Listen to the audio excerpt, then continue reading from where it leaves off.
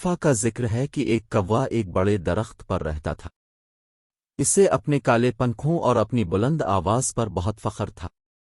اسے دوسرے پرندوں کا مذاق اڑانا پسند تھا جو اس سے چھوٹے یا کمزور تھے۔ ایک دن اس نے ایک فاختہ کو آسمان پر اڑتے دیکھا۔ فاختہ کے سفید پنکھ اور نرم آواز تھی۔ کوے نے سوچا کہ فاختہ بہت سادہ اور بورنگ ہے۔ وہ فاختہ کے پاس اڑ کر بولا، ارے تم اتنی پھیکی اور خاموش کیوں ہو؟ کیا تمہارا کوئی رنگ یا شخصیت نہیں ہے؟ تم آسمان کے بھوت کی طرح ہو، تمہیں مجھ جیسا ہونا چاہیے۔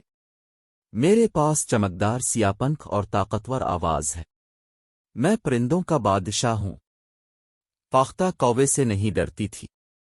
وہ جانتی تھی کہ وہ اسے نیچے رکھ کر خود کو برتر محسوس کرنے کی کوشش کر رہا تھا۔ اس نے کہا، مجھے اب جیسا بننے کی ضرورت نہیں ہے۔ میں اس سے خوش ہوں کہ میں جو ہوں۔ میرے پاس سفید پنکھ ہیں جو امن اور پاکیزگی کی علامت ہیں۔ میرے پاس ایک نرم آواز ہے جو دوسروں کو سکون اور تسلی دیتی ہے۔ میں کوئی بھوت نہیں بلکہ محبت اور امید کی پیامبر ہوں۔ کوا فاختہ کے پرسکون اور پراعتماد جواب سے ناراض ہو گیا۔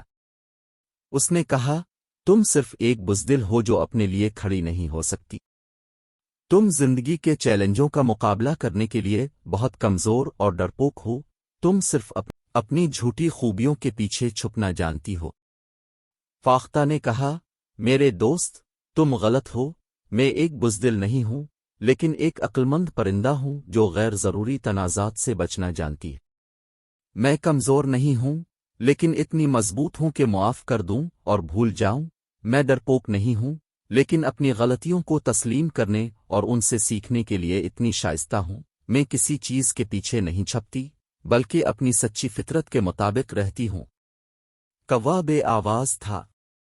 اس نے محسوس کیا کہ اس نے فاختہ کے ساتھ بدتمیزی اور تکبر کیا تھا۔ اسے اپنے رویے پر شرمندگی محسوس ہوئی اور اپنی بات پر افسوس ہوا۔